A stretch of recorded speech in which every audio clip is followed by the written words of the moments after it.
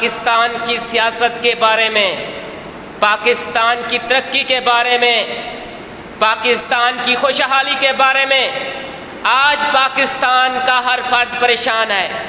آج پاکستان کا ہر مزدور طبقہ پریشان ہے۔ ان کے منہ سے ہمارے حکمران نوالا چھیننا چاہتے ہیں۔ کوئی ہے یہاں آواز اٹھانے والا؟ کوئی نہیں ہے۔ اگر کوئی آواز اٹھانے والا ہوتا تو آج یوں ملک کی حالت نہ ہوتی، سڑکیں خراب نہ ہوتی، بے روزگاری نہ ہوتی، عوام خوشحال ہوتی۔ عوام کے ساتھ بڑے نعرے لگاتے ہیں ارشد بھائی ہمارے حکمران، مگر ان کے فائدے کے لیے کچھ نہیں کرتے، ان کی بھلائی کے لیے کچھ نہیں کرتے۔ سب کو اپنی جیب کی فکر ہے، اپنی جیب کی۔ ہمارے جو آج کے موجودہ حکمران ہیں، کسی کو غریب کے بچے کی فکر نہیں ہے۔ اگر کسی کو غریب کے بچے کی فکر ہوتی تو آج ہر مزدور کا بچہ سکول جاتا، تو آج ہر مزدور کے بچے کے پاس قلم ہوتی۔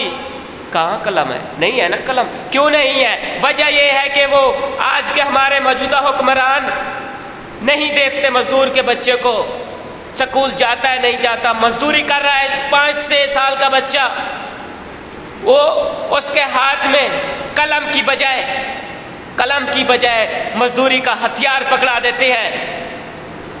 وہ پاکستانی ہے اس لیے، وہ مزدور کا بچہ ہے اس لیے اس کو پر کیوں توجہ نہیں دیتے؟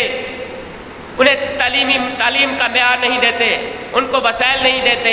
میں صرف بات کروں گا مزدور پاکستان کے جنوبی پنجاب کی بات کروں گا، کیونکہ میں یہاں رہتا ہوں، یہاں پر میری رہائش ہے۔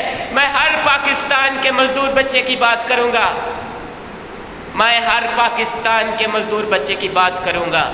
بے روزگاری ہے، کاروبار نہیں ہے، کوئی ہے پوچھنے والا ہی؟ وزیر اعظم عمران خان، میں آپ سے سوال کرتا ہوں، روز محشر کے دن آپ نے اللہ کو جواب نہیں دینا، آپ نے خدا کو جواب نہیں دینا۔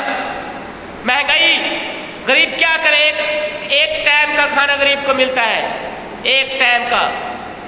کاروبار نہیں ہے، کام نہیں ہے، ہر بندہ غریب نہیں، ہر بندہ کہہ رہا ہے بے روزگاری ہے، مہنگائی ہے۔ وجہ کیا ہے؟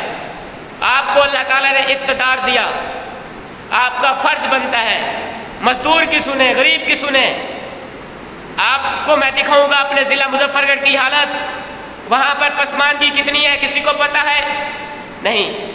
وہاں پر جو MNA MPA بن کے جاتے ہیں وہاں کی آواز نہیں اٹھاتے، ان کو بولنے کا موقع نہیں دیا جاتا اسمبلی میں۔ ان کا حق بنتا ہے وہاں جائیں، ضلع مظفر گڑھ کے مزدور طبقے کی آواز اٹھائیں، ضلع مظفر گڑھ کی پسماندگی دور کرنے کے لیے آواز اٹھائیں، ان کا حق بنتا ہے۔ لیکن نہیں، وہ کیوں نہیں آواز اٹھاتے؟ ان کو موقع نہیں دیا جاتا۔ میں آپ کو دکھاؤں گا ضلع مظفر گڑھ کی سڑکوں کی جو حالت ہے، ہماری گاڑیاں تباہ و برباد ہو جاتی ہیں۔ ایسے روڈ بنے ہوئے ہیں جہاں ہم پہاڑوں پر رہتے، پہاڑ بنے ہوئے ہیں، بڑے گڈھے بنے ہوئے ہیں، پانی بارش آ جائے تو پانی کھٹ جاتا ہے۔ کوئی حال نہیں ہے مظفر گڑھ کا۔